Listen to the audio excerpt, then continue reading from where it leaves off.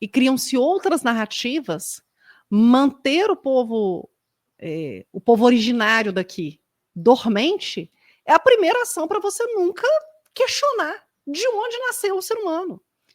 Quanto mais a gente considerar essa história bonitinha de que Pedro Álvares Cabral, num erro fatídico, errou aonde tinha que chegar, veio parar por acaso no litoral brasileiro, encontrou os povos, agora eles acham bonito chamar de povos das florestas, né? E daqui a pouco a gente pode comentar um pouco sobre isso, né? Mas encontraram os povos que aqui moravam como povos extremamente atrasados, extremamente precários, extremamente primitivos. E quando a gente vai repetindo essa história, ano após ano, geração após geração, a gente vai destruindo aquilo que é mais fundamental no ser humano, que é o poder pessoal dele.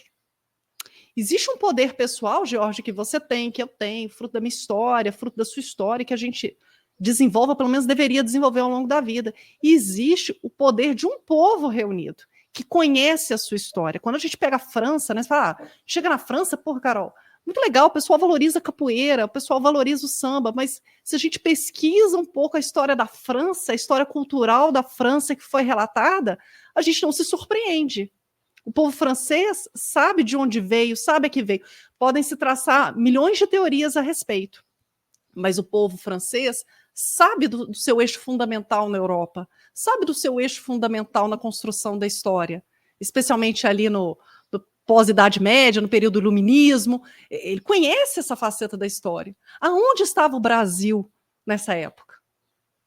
Primitivo, dominado pelo governo português. A própria história da independência é contada de tantas vezes e de forma tão depreciativa, tanto a história da independência como a história da república, né, como uma coisa meio, agora vamos lá, vai ter que ser, que isso é a história isso é a memória de um povo, George, é aí que eu quero chegar. Quando você não conhece a sua história, quando você não tem a memória da sua história verdadeira, você é um povo enfraquecido. Um povo enfraquecido é muito, mas muito mais fácil de você levar na boa conversa. Existe um esforço de alguns canais brasileiros no sentido de tentar mostrar qual é a história, a soberania do Brasil, mas eles também patinam. Eles também patinam. Não é fácil resgatar a nossa história. E a equipe de Ratanabá, ela faz um contraponto muito inovador, muito original nesse sentido, ao defender que, cara, isso aqui é tão importante, isso aqui é tão importante, que a humanidade nasce aqui. E mais, eles vão um pouquinho mais além, porque eles falam assim, olha, e muita gente sabe dessa história, só faltou contar pra gente. Eu tive a oportunidade de fazer uma live com o Felipe Castelo Branco, onde ele falava sobre os templários. Ele fez uma viagem a Portugal, numa das atividades de campo que ele conduziu lá. Não foi essa agora, tem mais tempo. E ele estava estudando um pouquinho sobre a história dos templários, sobre a história de Pedro Álvares Cabral, do fato dele ser um templário e de provavelmente parte dessa história de Ratanabá já ter sido conhecida, tão conhecida ao ponto do Tratado de Tordesilhas, assim, vai chegar para cá, Espanha, um pouquinho mais para cá, porque nós vamos traçar e garantir que essa história original esteja sob guarda de Portugal. E é bastante curioso, né? Na América do Sul somos os únicos que falam português aqui. Então, há realmente uma sinergia grande entre culturas. Há uma sinergia grande entre culturas.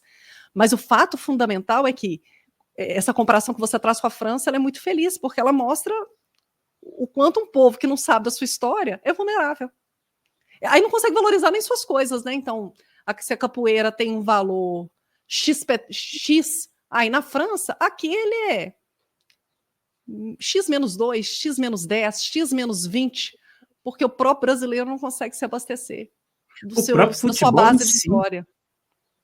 A Europa é uma máquina de produção que desenvolve, que financia bilhões para os jogadores de futebol brasileiros.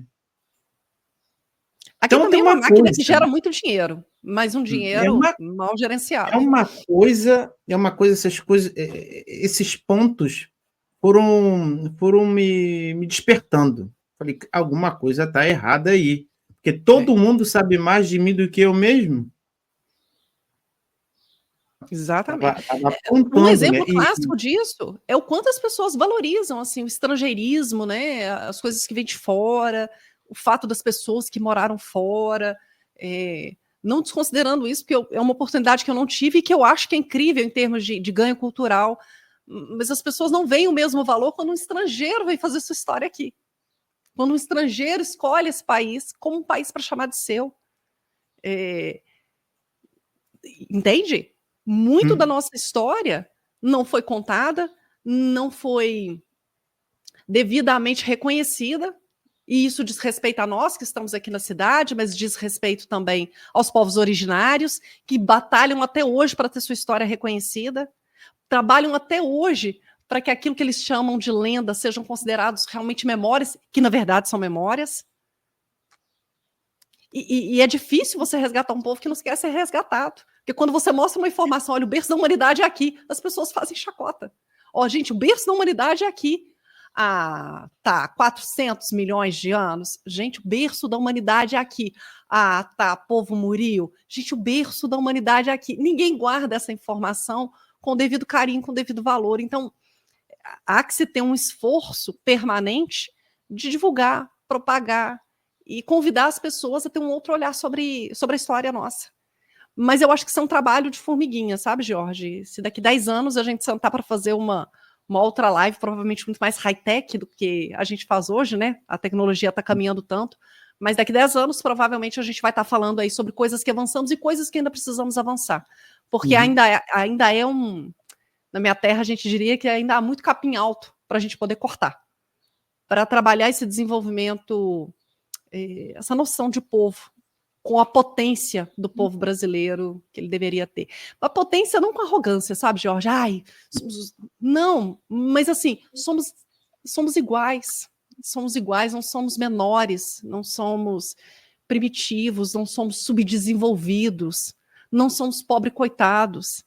E eu acho que o dia que a gente entender isso, muita coisa que a gente aceita aqui no Brasil, a gente vai deixar de aceitar. Aí o bicho vai pegar, porque na França, pelo menos o que a gente acompanha da mídia deu isso aqui, a galera vai pra rua e o bicho pega aí. O bicho pega. Então, eu acho que o povo também vai